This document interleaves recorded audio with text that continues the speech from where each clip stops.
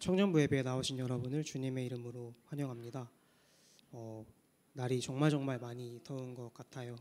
안 그래도 마스크를 쓰고 있는 것도 답답한데 이렇게 그런 환경 속에서 많이 좀 연약해지고 흔들릴 때가 있는 저희 모습을 다시 한번 보게 되는 것 같습니다. 그렇지만 여기서 저희가 이대로 좌절하지 않고 온전히 더욱더 붙잡아야 하는 것은 주님임을 함께 고백하는 그러한 공동체 되기를 소망합니다. 저희 함께 찬양하시면서 예배로 나아가도록 하겠습니다.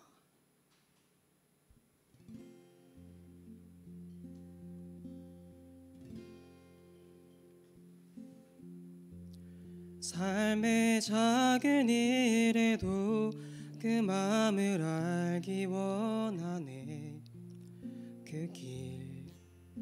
그 좁은 길로 가기 원해. 나의 작음을 알고 그분의 크심을 알며 소망 그 깊은 길로 가기 원하네. 저 높이 솟은 산이 되기보다 여기 오름직한 동산이 되길. 내 가는 길만 비추기보다는 누군가의 길을 비춰준다면 내가 노래하듯이 또 내가 얘기하듯이 살길 난 그렇게 죽기 원하네. 삶의 한 절이라도 그분을 닮기 원하네. 사랑 그 높은 길로 가기 원하네.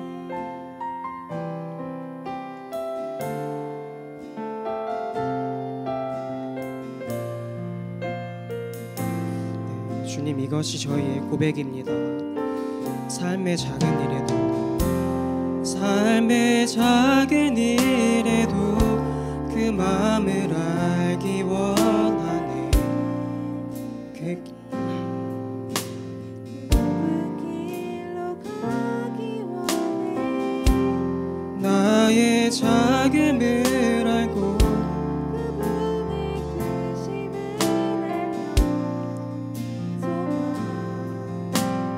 그 길로 가기 원하네. 저 높이 솟은 산이 되기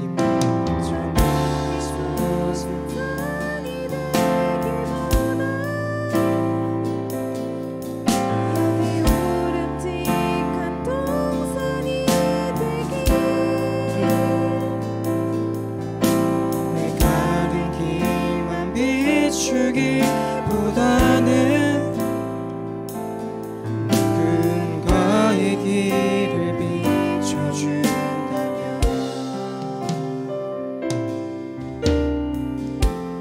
내가 노래하듯이 또 내가 얘기하듯이 살기 난 그렇게 죽기 원하네. 삶의 한 절이라도 그분을 닮기 원하네. 사랑 그 높은 길로 가기 원하네. 저 높이 솟은 산이 되기보다 여기 오름직한 동산이 되게. 내 가는 길만 비추기보다는 누군가의 길을 비춰준다면 내가 노래하듯이 또 내가 얘기하듯이 살기 난 그렇게 해주기 원하네. 삶의 한 절이라도 그분을 닮기 원하네. 사랑 그 높은 길로 가기 원하네. 내가 노래하듯이 내가 노래하듯이 또 내가 얘기하듯이 살기 난 그렇게 해주기 원하네. 삶의 한 절이라도 그분을 닮기 원하네. 사랑 그 높은 길로 가기 원하네. 그 좁은 길로 가기 원하네. 깊은 길로 가길 원하네.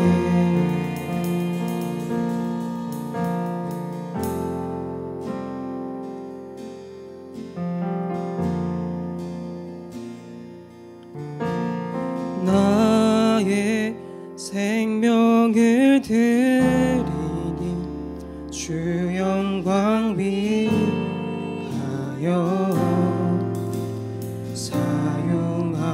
사용하옵소서. 사는 날 동안에 주를 찬양 기쁨의 제물 되리. 나를 받아주 나의 생명을 드리니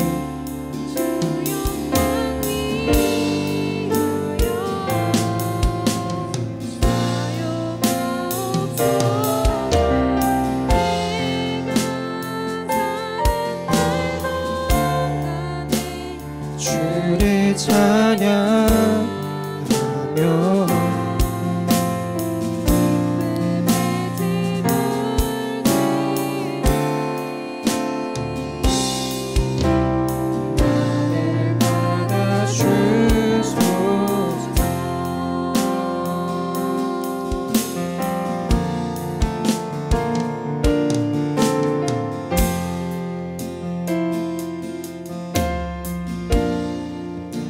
나의 모습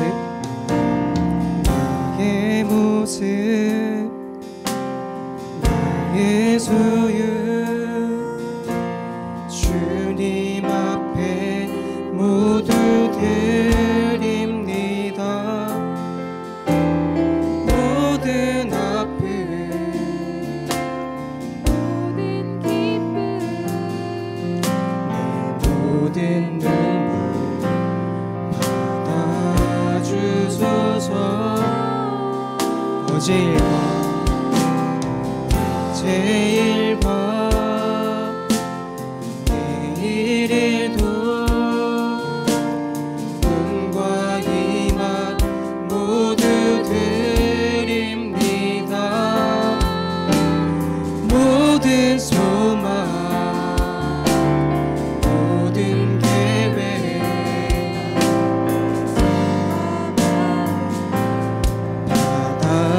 주소서.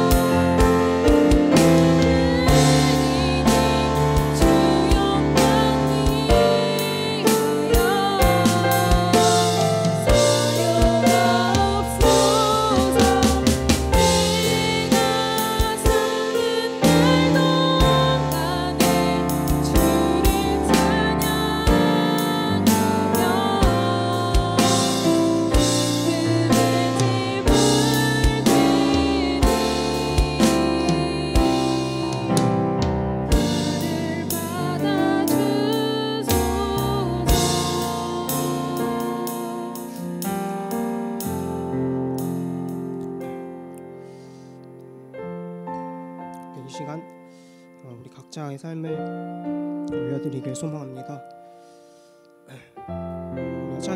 찬양하신 것처럼 주님, 나의 연약함을 인정하고 주님의 크고 위대하심을 인정합니다.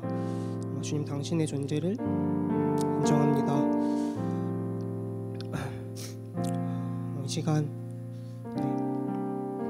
그렇게 고백하시면서 겸손히 또 겸허히 주님께 나아가며 기도하도록 하겠습니다.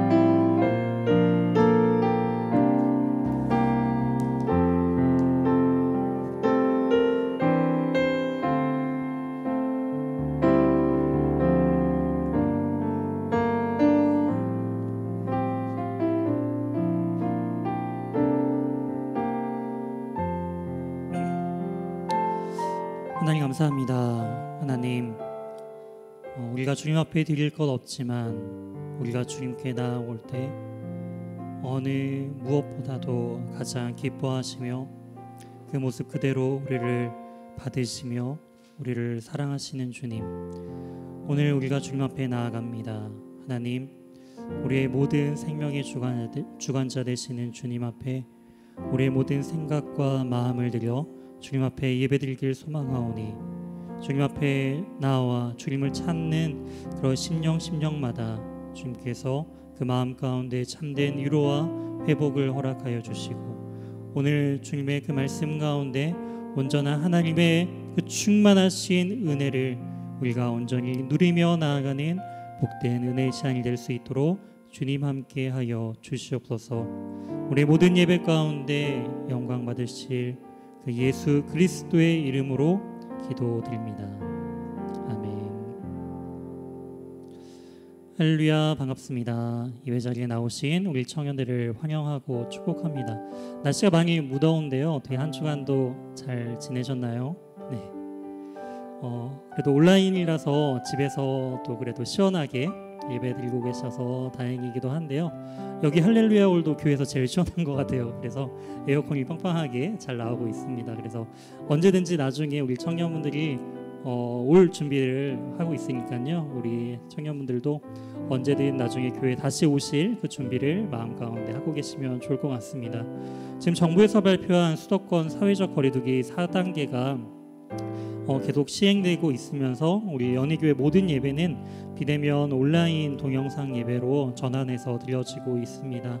이 부분 참고하시고요. 나중에 오프라인으로 참여가 가능할 때가 되면은 또한 저희 단톡방과 또한 예배 광고를 통해서 또한 전달해 드리도록 하겠습니다. 이어서 온라인 새가족 등록 안내입니다. 새가족 등록을 원하시는 분들은 교회 홈페이지 팝업창을 통해서 등록하시거나 아래에 안내되고 있는 저희 연락처로 연락을 주시면은 새가족 등록 안내를 받으실 수 있도록 안내하도록 하겠습니다. 이어서 온라인 헌금 계좌 안내입니다. 헌금은 연희교회 온라인 계좌를 활용해 주시길 바라고요. 온라인 헌금을 드리는 분들에게는 교회에서 개별적으로 확인 문자가 발송됩니다. 혹시나 연락을 이제 온라인 헌금을 드렸는데 따로 문자로 연락을 받지 못하신 분들에게는 또한 저한테 개별적으로 연락을 주시면은 교회 연락처를 등록해서 또한 문자로 확인 연락이 가도록 그렇게 조치하도록 하겠습니다. 마지막으로 2021년도 성경 통독 안내입니다. 2021년도 성경 통독 가이드 영상이 매주 금요일 연희교회 유튜브 채널을 통해 제공되고 있습니다. 모두들 함께 성경 통독에 마음을 모아주시길 바라고요. 31주차 어느덧 이제 구약의 이제 대선지서를 지금 다루고 있는데요. 이사야 7장부터 이사야 29장까지가 또한 한 주간 우리가 통독할 범위입니다.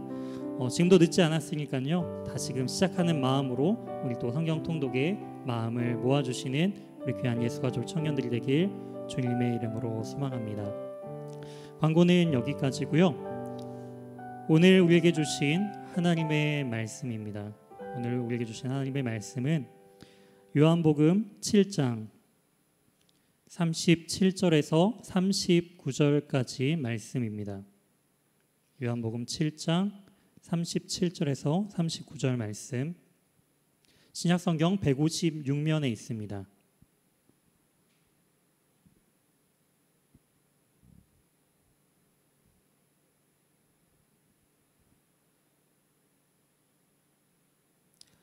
네, 다 찾으셨으면은 37절부터 39절, 제가 37절부터 38절 읽고 39절 우리 각자의 자리에서 함께 합독하여 읽도록 하겠습니다. 명절 끝날 곧 큰 날에 예수께서 서서 외쳐 이르시되 누구든지 목마르거든 내게로 와서 마시라. 나를 믿는 자는 성경의 이름과 같이 그 배에서 생수의 강이 흘러나오리라 하시니, 함께 읽도록 하겠습니다. 이는 그를 믿는 자들이 받을 성령을 가리켜 말씀하신 것이라. 예수께서 아직 영광을 받지 아니하셨으므로 성령이 아직 그들에게 계시지 아니하시더라. 아멘. 오늘 본문을 중심으로 생수의 강이라는 제목으로 하나님의 말씀 증거하도록 하겠습니다. 우리가 지난주부터 계속 살펴보고 있는 그 요한복음 7장에 주된 배경이 되고 있는 절기가 하나 있죠. 어떤 절기죠? 계속적으로 살펴보고 있는 이 초막절을 중심으로 예수님께서는 이 초막절을 기점으로 바로 이제 7장의 내용들이 이어지고 있다라는 부분들을 지난주에 함께 다루었습니다. 이 초막절을 통해서, 초막절의 이 특징을 통해 예수님께서 과연 어떠한 분이신지를 이 초막절을 통해서 우리에게 알려주고 계시다라는 부분들을 우리가 함께 살펴보았습니다. 초막절은요, 시기적으로 우리가 있는 이 계절을 중심으로 말한다면은 9월과 10월에 해당하는 절기입니다. 또한 이 초막절은요, 출애굽한 이스라엘 백성들이요, 그 광야에서 초막에서 지냈던 것을 기념하면서 하나님께서 애굽에서 또한 우리의 선조들을 출애굽한 그 사건을 기억하고 광야 가운데서 하나님께서 구름 기둥과 불 기둥으로 그들을 지켜 보호하셨던 것들을 기념하는 절기가 바로 이 초막절이죠. 또한 이 초막절은요, 이제 추수한 직후에 이제 지내게 된 절기입니다.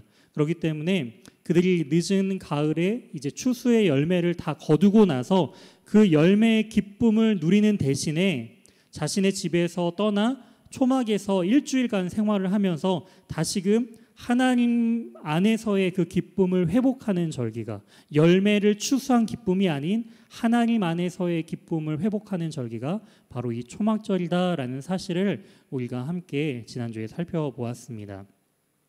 이처럼 이 예수님께서는 이 초막절 가운데 원래 유대인의 3대 절기 중에 하나가 이 초막절이죠. 유월절과 무교절, 그리고 이 초막절에 유대인들은 예루살렘 성전에 올라가서 하나님 앞에 제사 드리면서 주님 앞에 나아가는 전통이 있었어요. 예수님의 형제들도 이 초막절에 예수님이 나아가서 사람들에게 더 널리 알려질 것을 요청하였지만 예수님께서는 그것을 거절하셨습니다. 형제들의 권유에도 불구하고 아직 하나님의 때가 되지 않았기 때문에 예수님께서는 초막절에 올라가지 않으실 것이다 라는 것을 말씀하셨죠. 그게 바로 우리가 지난주에 살펴본 이 요한복음 7장 1절부터 9절까지의 내용입니다. 근데 이제 10절부터 내용들을, 오늘 이제 이 7장 10절부터 내용들을 이제 살펴보시게 되면은 10절에 예수님께서는 그 명절에 형제들이 그 명절이라고 하면 이 초막절을 의미하고 있어요. 형제들은 올라갑니다. 그리고 예수님도 조용히 은밀하게 예루살렘으로 올라가셨다라고 언급하고 있어요. 분명히 예수님의 친형제들에게는 내가 올라가지 않을 것이다라고 말씀하셨는데 바로 한 절 만에 이렇게 말을 뒤바꿔 버리시죠. 가지 않으시겠다라고 말씀하셨는데 은밀하게 가고 계세요. 왜 예수님께서는 자신의 말을 이렇게 번복하신 것일까요? 예수님께서는 이렇게 말을 번복하신 이유가 예수님께서 사람의 말이나 요청으로 움직이시는 분이 아니시다라는 것을 우리에게 강조하고 있죠. 그렇다면 예수님은 무엇으로 움직이시나요? 바로 하나님의 계획과 인도하심 가운데 내가 지금 머물겠다라고 말을 하였지만 하나님께서 가라 하시면은 나아가 순종할 준비를 늘 하고 계셨다라는 거예요. 즉 아직 하나님의 때가 되지 않아서, 하나님의 때라고 하면은 바로 이 십자가에서의 죽음을 상징하고 있죠.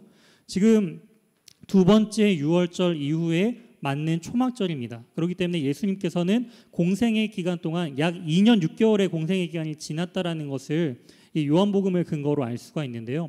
아직 십자가 상에 매달릴 시기까지는 약 1년 여간의 시간이 남아 있었기 때문에 아직 때가 되지 않았기 때문에 예수님께서는 이제 초막절에 올라가지 않으시겠다라고 말씀하셨지만, 하나님께서 가라 명하셨기 때문에 그 마음 가운데 주님은 순종하여 가시는 모습을 볼 수가 있다라는 것이죠. 이처럼 우리는 예수님의 그 삶의 모습을 통해서 그 삶 자체가 우리에게 메시지를 주고 있어요. 우리도 역시 하나님의 그 말씀하심을 통해서 우리는 멈춰 있을 준비를 하고 있는지, 그리고 하나님이 가라 명하시면은 바로 움직일 그런 순종할 준비를 하고 있는지를 우리는 점검해야 합니다. 때로는 하나님께서 멈춰 있으라 명하신다면 멈출 준비를, 또한 하나님의 말씀 가운데 순종하여 또한 나아갈 때가 되면은 나아갈 준비를 항상 하고 있어야 된다라는 것이죠. 그런 가운데 이제 14절부터 내용들을 함께 성경책 말씀을 보시면서 내용들을 살펴보면 좋을 것 같습니다. 7장 14절이 되면은 이제 명절의 중간이 되었다라고 이야기를 하고 있어요. 초막절은 일주일간 지키는 그런 명절입니다. 그리고 나서 그 초막절이 끝나는 마지막 8일을 이제 8일을 이제 안식일로서 이제 지키는 것을 볼 수가 있어요. 그래서 원래는 7일이지만 총 8일을 지키면서 지키는 것이 이 초막절인데요. 명절의 중간, 즉 한 4일 정도쯤 되는 날이었을 것 같아요. 명절 중간이 되었을 때 예수님께서는 성전으로 올라가시는 것을 볼 수가 있습니다. 이제 성전에 가시면서 15절을 보니까 유대인들이 놀랍게 여겨요. 왜냐하면 예수님께서 성전에 가셔서 바로 하나님의 말씀을 가르치시고 증거하셨기 때문이죠. 그런데 유대인들이 왜 놀랐을까요? 여기서 말하는 유대인들은요, 종교 지도자들을 의미하고 있습니다. 즉 예수님을 죽이려고 했던 그 바리새인과 사두개인들을 의미하고 있다라는 것이죠. 예수님을 죽이려고 하던 자들이 오히려 예수님의 가르침에 놀라고 있었다라는 것입니다. 왜냐하면 이 사람은 배우지도 않았는데 어떻게 글을 아느냐라는 것이죠. 여기서 말하는 글은요, 구약을 상징합니다. 구약과 랍비의 교훈들, 특별히 그 율법을 해석하고 있는 미시나 같은 그러한 책의 교훈들을 의미하고 있다라는 거예요. 어떻게 이 예수는 그렇게 랍비 교육을 받지도 않았는데 어떻게 구약과 랍비 문헌의 율법을 해석하는 그 글들의 내용을 어떻게 이렇게 잘 알고 있느냐라는 것을 이제 궁금해하고 있었다라는 것이죠. 유대인들은요, 6살만 되더라도 가정에서 부모들이 율법을 가르칩니다. 6살 정도 되면은 이제 의사소통을 겨우 할 수 있는 정도의 나이가 될 텐데, 그렇게 잘 알아듣지 못하는 어린 아이를 데리고 율법 교육을 어려서부터 시킨다라는 거예요. 그리고 우리나라의 초등학교, 중학교, 고등학교에 해당하는 그러한 고등 교육들을 이제 예루살렘에 있는 교육기관에 보내서 전문 교육을 받게 되는 것이 이제 랍비 교육을 받게 되는 것인데, 근데 예수님은 이러한 절차의 교육을 받지 않았다라는 것이죠. 그렇다면 이러한 권위와 또한 이러한 해석들이 어디에서부터 나왔는가라는 것이 이제 우리의 질문이 될 수가 있는데요. 이처럼 예수님의 교훈은 바로 16절에 나를 보내신 이의 것이다라고 분명하게 밝히고 있습니다. 즉 예수님의 교훈은요, 바로 하나님으로부터 주어진 바로 신적인 계시와 명령이다라는 것을 또한 밝히고 있다라는 것이죠. 그렇기 때문에 예수님처럼 하나님의 뜻을 분별하고 행하고 가르치기 위해서는 무엇이 중요할까요? 17절에 나와 있는 것처럼 하나님의 뜻을 행하려면 가장 중요한 것이 바로 이 교훈이 어디에서부터 왔는지가 가장 중요하다라는 거예요. 이것을 분별할 수 있는 지혜가 필요하다라는 것입니다. 교훈이 과연 어디로부터 왔는가?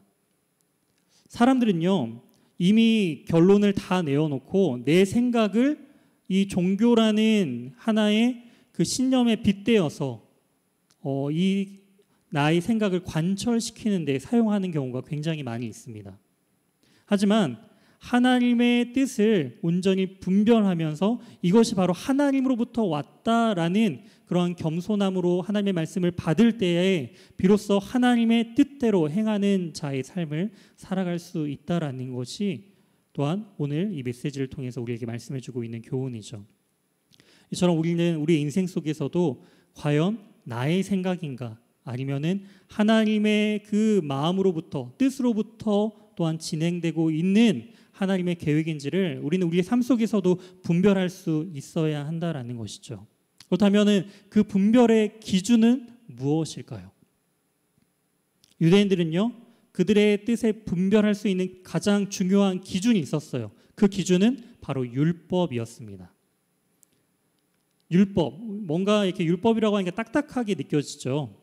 하지만 이 율법은요, 오히려 더 하나님께서 주신 말씀에 가깝다라는 거예요. 그렇기 때문에 이 유대인들의 근거는 바로 하나님의 말씀이 근거였습니다. 그런데 중요한 것은 무엇이냐? 이 율법, 하나님의 말씀을 어떻게 해석하는지가 또한 더 중요하다라는 것이죠. 19절에 이렇게 말하죠. 모세가 너희에게 율법을 주지 않으려 하였느냐? 모세로부터 주어진 그 하나님의 말씀, 그 율법을 기준으로 유대인들은, 이스라엘 백성들은 살아가고 있었어요. 근데 문제는 이 율법을 지키는 자가 없다라고 예수님은 말씀하고 있다라는 것이죠. 하나님의 말씀이 주어졌지만 하나님의 말씀을 알고 6살부터 어려서부터 율법 교육을 받았지만 정작 율법대로 살지 못하는 그들의 모습이 과연 어디에서부터 이 문제가 시작된 것일까요? 주님께서는 말씀하십니다. 이 율법을 근거로서 왜 그들은 이 예수 자신을 죽이려고 하는가라고 이야기하면서 그 죽이려고 하는 목적을 21절에 그 이유를 예수님께서 설명하고 있습니다. 예수께서 대답하여 이르시되 내가 한 가지 일을 행함에 너희가 다 이로 말미암아 이상히 여기는도다. 한 가지 일로 말미암아 이상히 여기고 예수님을 죽이려고 하는 시도가 그 계획들이 시작하고 있었다라는 것을 예수님께서 말씀하고 계시는 거예요. 그렇다면 그 한 가지 일은 무엇일까요? 우리가 요한복음 5장에서 살펴본 바가 있습니다. 바로 이 베데스다 열목가에서 38년 된 그 병자를 예수님께서 고치신 사건이죠. 일어나 내 상을 들고 나아가라고 말씀하셨던 그 날이 안식일이었기 때문에 그 유대인들은 안식일에 이 병자를 고치신 그 예수님을 찾아서 죽이려고 했던 계획들을 이때서부터 나왔다라는 것을 우리는 이 본문을 통해 알 수가 있습니다. 6월절에 그 안식일에 병자를 고친 사건, 그것으로 말미암아 예수님이 그 죽게 되는 또 죽음으로써 나아가게 되는 그러한 일들을 우리가 볼 수가 있는데요. 예수님은 이러한 것을 빗대어서 율법의 핵심인 그 모세의 율법과 또한 부딪히는 할례의 행위에 대한 부분들을 21절에서 설명하고 있습니다. 구체적인 사례를 제시하고 있는 거예요. 안식일을 지키는 것과 또 하나님께서 또한 말씀하신 그 말씀들이 충돌하는, 언약적 행위가 충돌하는 그 구체적인 사례를 예수님께서 22절에 말씀하고 계십니다. 모세가 너희에게 할례를 행했으니 라고 하면서 이스라엘 백성들이 또한 광야 생활 가운데 그 가나안 땅에 직접 들어가 여리고성을 이제 정복하기 직전에 했던 것이 할례를 행하는 것이었어요. 그런데 할례는 모세에게서 난 것이 아니라 조상들에게서 난 것이다라고 설명하고 있습니다. 왜냐하면은 모세는 출애굽기에 등장하는 인물이에요. 하지만 할례는 언제 등장하죠? 바로 창세기 17장에서 아브라함에게 하나님께서 주신 언약적인 행위가 바로 언약적인 표징으로서 주어지는 것이 바로 이 할례 언약이었습니다. 그런데 이 할례 언약은요, 남자아이가 태어난 지 8일째 되는 날 하게끔 되어 있는 것이 이 할례예요. 근데 문제가 생겨요. 어떤 문제가 생길까요? 아이가 태어났는데 아이가 태어나는 요일이 다 다를 거 아니에요. 요일 정해놓고 태어나지 않잖아요. 그렇죠? 너는 월요일 날 태어나야 돼. 너는 화요일 날 태어나야 돼. 이렇게 하는 것이 아니라 태어났는데 8일째 되는 날이 만약에 안식일이라면은 어떻게 해야 할까요? 안식일적인 그런 그 율법의 기준으로서는 일을 하면 안 돼요. 그리고 이 할례라는 행위도 일로서 포함될 수 있기 때문에 할례를 그럼 받으면은 안 되는 것이 되어버리게 되는 거죠. 그렇다면 문제는 뭐죠? 하나님께서 나에게 속한 내 백성이라면은 반드시 할례 언약을 대대로 지켜야 한다라고 말씀하셨기 때문에 안식일을 지킬 것인가 할례를 지킬 것인가에 대한 딜레마에 빠지게 된다라는 거예요. 그랬을 때 이 유대인들은 이 문제를 가지고 고민하게 됩니다. 어느 것 하나 놓칠 수가 없는 상황 가운데 이들은 무엇을 지켜야 하는가 고민하기 시작하였죠. 그리고 나서 그들이 내린 결론이 이 율법에 대한 해석이 23절에 등장하고 있습니다. 23절 말씀입니다. 모세의 율법을 범하지 아니하려고 사람이 안식일에도 사람의 전신을 건전하게 한 것으로 너희가 내게 노여워하느냐. 이 말은 뭐냐면요, 그 할례 행위는요 일의 행위가 아니다라는 거예요. 사람을 건전하게 했다. 즉 새롭게 생명으로서 새 생명이 주어졌다라는 그러한 관점에서 할례를 행했다라는 거예요. 생명에 관련된 법이기 때문에 안식일에도 할례는 해도 된다라는 것이 그들의 최종 결론이었다라는 것입니다. 아니, 생명과 관련된 할례를 행하였는데 예수님의 행위는 어떠한 행위였나요? 안식일에 38년 된 병자의 생명을 건진 행동이 아니었나요? 예수님도 생명을 구원한 건지신 그런 행위를 했는데 유대인들은 이 할례를 예로 들면서 이건 생명을 살리는 일이다라는 그 관점에서 할례는 받아도 되면서 예수님께서는 38년 동안 그 죽음 가운데 놓여 있는 그 생명을 건지신 그 사건에 대해서는 반드시 잡아서 죽일 사람으로서 여기고 있었다라는 것이죠. 그렇기 때문에 예수님께서는 24절에 말씀하시는 대로 외모로 판단하지 말고 공의롭게 판단하라라고 말씀하고 계십니다. 모든 것이 하나님의 공의로서 판단되어져야 한다라는 것이죠. 할례가 안식일에 행한다고 해서 잘못된 것을 예수님이 그걸 강조하시는 게 아니에요. 38년 된 병자를 고치신 그 생명을 살리신 일이 하나님의 공의에 해당하는 일이다라는 것을 우리에게 말씀해주고 계시다라는 것이죠. 주님은 사람들에게 드러내서 성전에서 이러한 교훈들을 가르치고 계십니다. 즉 예수님의 형제들이 그 초막절에 올라갈 것을 거절하신 이유가 자신이 죽임당할 것을 근심하고 붙잡힐 것을 염려해서 올라가지 않으시려고 했던 것이 아니다라는 것을 강조하고 있어요. 주님은 이미 그 죽음마저도 하나님께 순종하기 위하여 이 땅 가운데 가장 낮은 모습으로 인간의 육신의 몸을 입고 오신 분이시다라는 것을 우리는 기억해야 합니다. 그렇기 때문에 예수님께서는 예루살렘 성전에서 외치시며 또한 자신이 어디로부터 왔는지를 강력하게 28절에 또한 선포하고 계시는 것을 알 수가 있습니다. 선지자들이 구약시대에 죄악 가운데 있는 백성들에게 회개하고 돌이킬 것을 강력하게 요청한 것처럼 예수님 역시 성전에서 가르치시되 힘써 외쳐서 하나님의 뜻을 강력하게 증거하고 계시다라는 것을 볼 수가 있습니다. 주님께서 가르치시는 그리고 드러내시는 부분은 예수님 자신이 누구이신가를 드러내고 있는 거예요. 29절입니다. 나는 아노니 이는 내가 그에게서 났고 그가 나를 보내셨음이라. 내가 그에게서 났고 그가 나를 보내셨다. 바로 삼위일체적인 신적 고백을 담고 있다라는 거예요. 하나이신, 삼위가 하나이신 그 하나님께서 창조주 되신 그 성부 하나님의 요청에 의해서 순종함으로 성부, 그다음에 성자 되신 예수님께서 이 땅 가운데 오셨음을 또한 우리에게 말씀해주고 계십니다. 순종의 종으로서 하나님의 말씀에 전적으로 순종해서 이 땅 가운데 오신 예수 그리스도이심을 우리에게 말씀해주고 계시다라는 것이죠. 그렇다면 우리 오늘 본문으로서 읽은 이 37절부터 39절을 이 초막절의 마지막 날에 해당하는 본문입니다. 이 본문을 우리가 결론적으로 내용들을 정리해봤으면 좋겠는데요. 37절부터 39절 말씀을 다시 한번 읽었으면 좋겠습니다. 각자의 자리에서 한번 다시 읽어볼까요? 시작.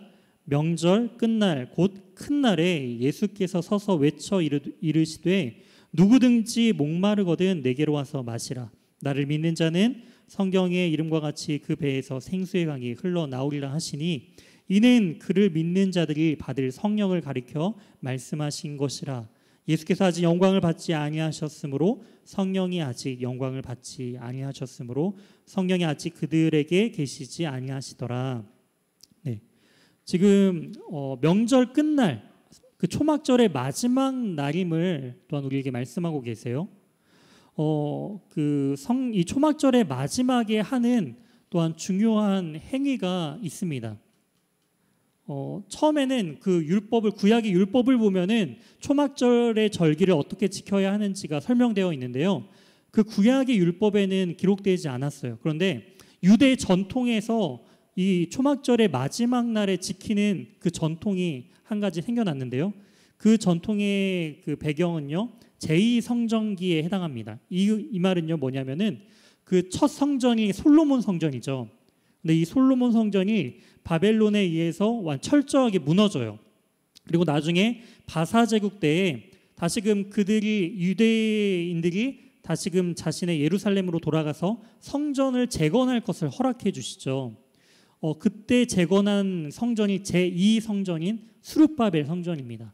두 번째 성전이 이렇게 지어지고 났을 때 사람들이 이제 이때부터 초막절을 지킬 때 한 가지 행위가 더 추가되었어요. 그 추가가 된 게 행위가 뭐냐면은 예루살렘 그 성전 근처에 있는 실로암 연못가에서 물을 길러와서 성전의 제단에 붓는 그 예식을 마지막 피날레로 이 초막절 마지막 날에 하게끔 되어 있습니다. 이것이 바로 유대인들이 전통적으로 지키고 있는 초막절 마지막 날에 있는 행위다라는 것이죠. 이 행위는요, 출애굽 당시에 자신의 선조들이 마사와 그 물리바에서 반석에서 물을 내시는 하나님의 그 능력을 또한 상징하는 부분이 있고요. 또 한 가지는 이제 가을 추수가 끝났잖아요. 그리고 나서 그 유대인들은 이제 다시금 겨울에 한 번 더 그 농작물들을 재배하면서 추수를 한 번 더 맺게 되는데요.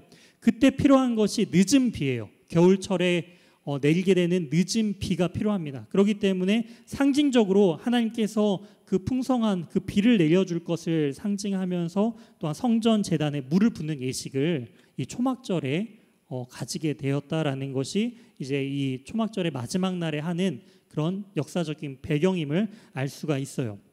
이러한 배경 가운데 예수님께서 이 말씀 37절 말씀을 하신 거예요. 사람들은 성전에서 그 실로암 물가에서 연못에서 물을 떠와서 성전 그 제단에 물을 붓는 그런 상황 가운데 예수님께서 이 말씀을 하시는 거예요. 명절이 끝날 곧 큰 날에 예수께서 서서 외쳐 이르시되 누구든지 목마르거든 내게로 와서 마시라라고 말이죠. 이때 사람들은 성전에 물을 붓기만 해봤지 성전에서 물을 얻어 마시는 경우가 없었다라는 것이죠. 그런데 예수님께서는 이 성전에서 오히려 내게로 와서 물을 마시라라고 권면하고 계신 것입니다. 그러면서 38절에 이렇게 말씀하세요. 누구든지 오는데 그 누구든지 해당하는 자가 누구냐? 바로 나를 믿는 자. 나를 믿는 자는 성경의 이름과 같이 그 배에서 생수의 강이 흘러나오리라 하시니, 이건 두 가지로 해석할 수가 있습니다. 예수님으로부터 생수의 강이 흘러나왔다라고 해석할 수가 있고요. 또한 믿는 자들로 하여금 그 배로부터 생수의 강물이 끊임없이 흘러 넘쳐 그들의 배를 가득 채우게 된다라는 이 두 가지 해석이 다 가능해요. 그런데 여기서 왜 배라는 부분들, 신체 부위에서 이 배 부분을 강조하였는가? 배는요, 결코 만족하지 않는 신체 부위입니다. 동의하시나요? 네, 만족을 누리지 못하는 신체 부위예요. 전날 아주 너무나 맛있는 것을 마음껏 배 터지게 먹었다 할지라도 다음날 되면 어떻게 되죠? 네, 그렇죠. 네, 네, 소리가 들어갔는지 모르겠지만, 네, 다음 날 되면은 꺼져요 이렇게 바로 옆에서 말씀해 주셨어요. 그렇죠. 다음 날 되면 배가 꺼져서 또 다른 음식을 갈망하게 되어 있어요. 끊임없이 새로운 것을 요구하고 찾는 그 부위가 바로 이 배입니다. 그래서 빌립보서 3장 19절에는 이렇게 기록하고 있어요. 그들의 마침은 멸망이요 그들의 신은 배요. 신체 부위 이 배예요. 배. 그들의 신은 배다. 그 영광은 그들의 부끄러움에 있고 땅의 일을 생각하는 자라. 이처럼 배는 탐욕을 상징하고 있고 만족함을 누릴 수 없는 그 부위로서 상징하고 있는데 그 배에 생수의 강이 흘러 넘치겠다라는 것이죠. 결코 만족함이 없는 그 배를 가득 채워서 넘치도록 그 은혜를 부어 주시겠다라는 것입니다. 생수의 강을 주시겠다라는 것이죠. 사람들은 무기 없는 상황 속에서도 초막절 마지막 행사를 위하여서 물을 붓는 예식을 이제 보였다라는 것이죠. 성전에 물은 들여보았지만 성전에서 물을 받은 경험이 없는 그들에게 주님께서는 이 말씀을 하고 계시는 거예요. 저는 이 말씀을 묵상하면서 우리 공동체 안에서도 이러한 부분들이 참 많이 있구나라는 것들을 또한 대입해 보게 되었습니다. 성전을 상징하고 있는 또한 우리가 하나님의 공동체를 이루어가고 있는 우리 교회 가운데 물을 붓고 있는 행위, 즉 열심으로 섬기고 교회를 섬겼지만 그들의 마음 가운데 모습 가운데 그들의 배는 여전히 굶주림 가운데 목마름은 여전히 채워지지 않는 가운데 있는 그들의 영적인 갈급한 상황들을 바라보면서 우리 역시도 수많은 오랫동안 교회와 이 공동체를 섬겼지만 여전히 우리의 영적인 목마름과 갈급함은 해결되지 않는 그 상황과 그 이유는 무엇일까? 저는 이 부분에 고민하게 되었습니다. 그때 주님께서는 말씀하시죠. 내게로 와서 마시라라고 말이죠. 사람들은 이 초막절을 지키고 종교적인 행위를 통해서 이것을 열심히 하면은 하나님께서 겨울철에 새로운 열매를 맺을 수 있도록 늦은 비를 주실 거야 라는 희망을 가지고 열심히 초막절 마지막 날 물을 떠서 부었어요. 하지만 주님께서는 그게 아니라 바로 내게로부터 와서 마시라라고 말씀하고 계십니다. 그러한 종교적인 열심과 종교적인 행위가 아니라 바로 예수님께 나와 예수님을 찾고 예수님을 믿음을 통하여서 예수님으로부터 흘러넘치는 바로 이 생수의 강물을 누려야 함을 우리에게 말씀해 주고 계시다라는 것이죠. 사랑하는 청년 여러분, 여러분은 과연 어떠한 목마름에 머물고 계신가요? 모두가 다 그 목마름을 가지고 있습니다. 육체적인, 영적인, 상황적인 해결되지 아니하는 그 목마름들이 우리 누구나 다 가지고 있다라는 거예요. 그런 가운데 그 목마름을 해결하기 위해서 우리는 과연 무엇을 찾고 있느냐라는 것을 주님께서 묻고 계시는 거예요. 목마른 자 내게로 와서 마시라라고 주님께서는 우리를 초대하고 계시다라는 거예요.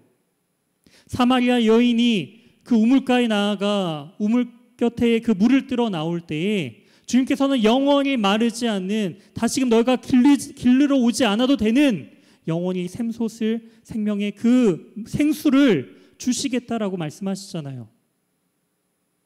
이 말은 주님으로부터 체험을 받아야지만 이 영적인 목마름과 갈급함들이 채울 수 있게 된다라는 것을 우리에게 말씀해 주고 계시는 거예요. 세상의 것으로는 지금 당장 이 배고픔을 채울 수 있고 목마름을 또한 죽일 수 있는 것처럼 보이지만 다음 날 되면은 여전히 우리의 배는 다른 것을 배고파하고 우리의 그 목마름은 다음 날이 되면은 다시금 목마름 가운데 다른 것을 또 구하게 된다라는 거예요. 하지만 우리의 배를 채워 넘치게 하실 그 예수 그리스도의 생물은 그 생명의 이 생수의 강은요 결코 목마르지 아니하고 배고프지 아니할 영원히 넘쳐나게 될 생명이시다라는 것을 우리에게 말씀해 주고 계십니다. 그 생수의 강은 무엇일까요? 바로 39절입니다. 이는 그를 믿는 자들이 받을 성령을 가리켜 말씀하신 것이라. 바로 성령의 충만함을, 예수 그리스도를 믿음을 통하여서 예수 그리스도의 영이신 바로 이 성령을 우리 안에 충만케 하시겠다라는 그 약속을 우리에게 주신다라는 거예요. 성령의 충만함은 무엇일까요?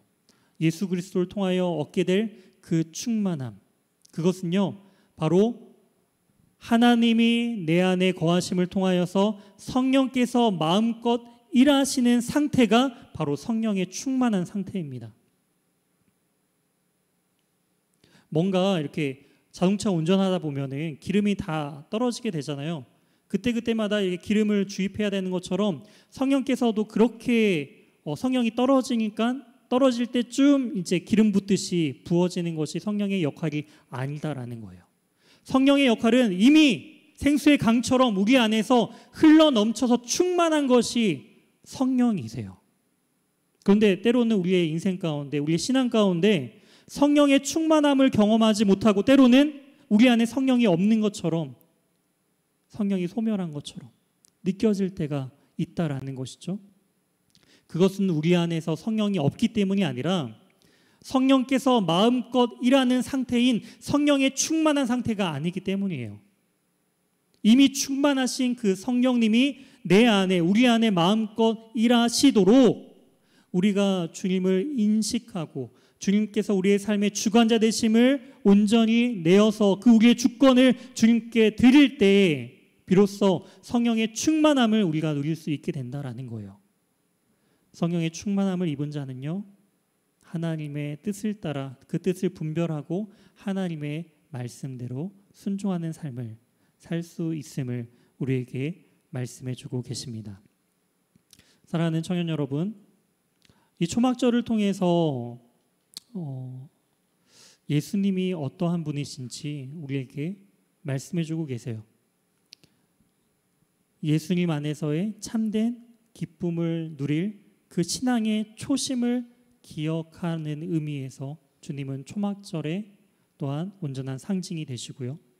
또한 마지막 날 또한 그 성전에 물을 붓는 행위처럼 물을 붓는 행위가 아닌 이미 예수님 안에서의 진정한 생수의 강을 누릴 수 있고 주실 수 있는 분이시다라는 사실을 또한 주님께서는 이 요한복음 7장을 통해 우리에게 말씀해 주고 계십니다. 우리는 주님 안에서, 그리스도 안에서 그 신앙의 초심을 회복해야 돼요. 하나님 안에서의 참된 기쁨과 만족을 누릴 수 있어야 된다는 것입니다. 그리고 우리 안에 목마름들, 배고픔들을 바로 그리스도 안에서 성령의 충만함을 통하여서 성령의 충만함을 입어 우리가 예수 그리스도를 믿음을 통하여서 우리 안에 계신 성령께서 마음껏 일하실 수 있도록 우리를 온전히 드리는 삶을 살아가는 것. 주님께서는 이 요한복음 7장을 통해 그것을 우리에게 요청하고 계십니다. 우리는 이 말씀을 기억하면서 한 주간 우리 자신을 좀 돌아봤으면 좋겠어요. 과연 나는 진정한 행복을 어디에서 누리고 있으며 그 목마름을 해결하기 위하여 나는 무엇을 찾고 있는가? 우리는 주님 안에서 참된 행복을 누리며 또한 우리 목마름 가운데 주님을 더욱더 갈급한 심령으로 주님을 찾는 자들이 되었으면 좋겠어요.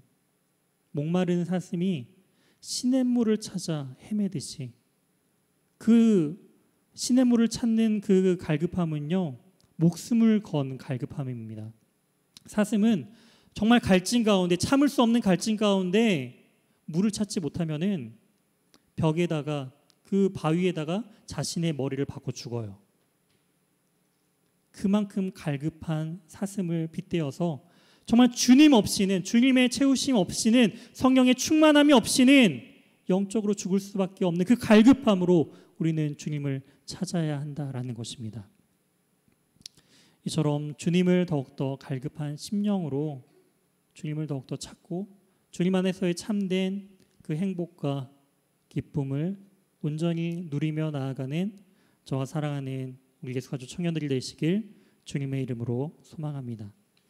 우리 함께 말씀을 기억하면서 함께 찬양하며 나아갔으면 좋겠습니다. 목마른 나의 영혼 주를 부르니 나의 맘 만져 주소서. 주님만을 원합니다. 더 원합니다. 나의 맘 만져 주소서.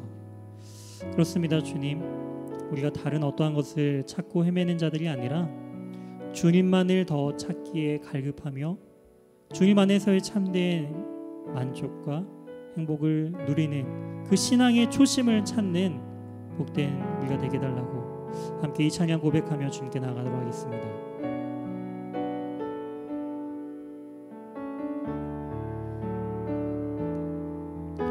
주께 가까이 주께 가까이 날 이끄소서. 간절히 주님만을 원합니다. 채워주소서. 주의 사랑을 진정한 찬양 드릴 수 있도록 주께 가까이 주께 가까이 날 이끄소서. 간절히 주님만을 원합니다. 채워주소서. 주의 사랑을 진정한 찬양 드릴 수 있도록 목마른 나의 영혼 주를 부르니 나의 맘 만져 주소서. 주님만을 원합니다. 더 원합니다. 나의 맘 만져 주소서.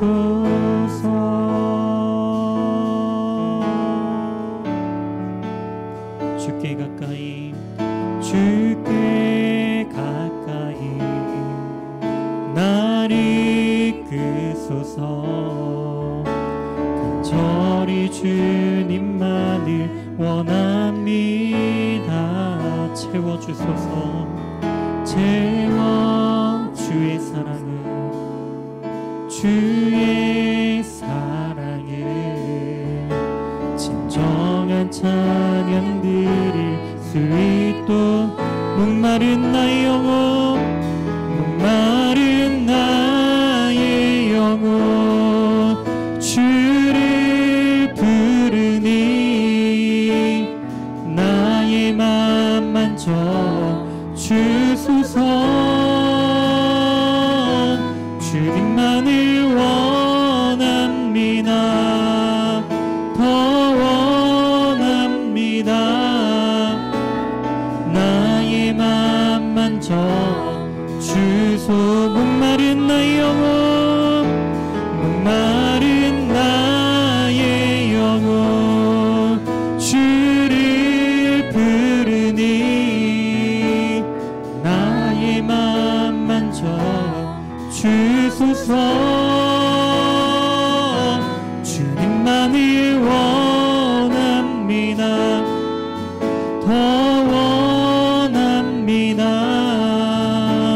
나의 맘 만져 주. 다시 한번 고백합시다. 목마른 나의 영혼 목마른 나의 영혼 주를 부르니 나의 맘 만져 주소서. 주님만을 원합니다. 더 원합니다. 나의 맘 만져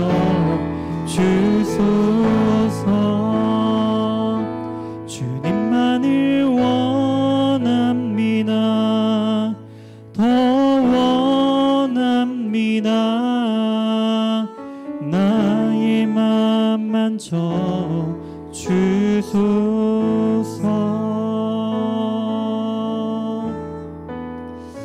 이 시간 사마리아 여인처럼 자신의 그 목마름을 해결하기 위하여 우물가에 찾아온 여인처럼 또한 자신들의 필요에 따라 주님 앞에 그 비를 내려달라 원하며 초막절 마지막 날 실로암 물가에서 물을 떠서 제단 앞에 드리는 그 이스라엘 백성들처럼 주님, 우리 역시도 그 목마름을 해결하기 위하여 영적인 갈급함으로 수많은 다른 어떠한 것들을 찾지는 않았는지 우리 인생을 되돌아봅니다. 주님께서는 말씀하십니다. 목마른 자 다 내게로 오라라고 말씀하시죠. 그 주님의 초청에, 그 부르심에 우리가 믿음으로 반응하며 주님 앞에 나아가길 소망합니다. 믿음으로써 주님 앞에 나아가는 그 모든 자들에게 하나님께서는 영원히 마르지 아니하는 참된 생수이신 성령을 우리에게 부어주시며 또한 우리에게 성령의 그 충만함을 허락해 주셨음을 또한 말씀을 통해 깨닫습니다. 하지만 주님, 우리는 성령의 충만함을 누리지 못하고 늘 여전히 영적인 목마름과 갈급함에 있음을 고백합니다. 주님을 찾는다 말하면서도 여전히 세상이 채워주는 그 배부름과 세상이 채워주는 그 갈증을 해결해주는 그 세상의 것을 여전히 찾고 있었음을 주님 고백하오니 이제 다시금 그 신앙의 첫 초심을 정말 주님 안에서의 참된 그 기쁨을 온전히 누리며 나아갔던 우리의 그 믿음의 그 초심을 다시금 우리가 회복하며 하나님 안에서의 그 기쁨과 만족함을 다시금 온전히 누리며 나아가는 우리 모두가 되게 달라고 이 시간 함께 말씀을 의지하며 함께 기도하며 나아가도록 하겠습니다.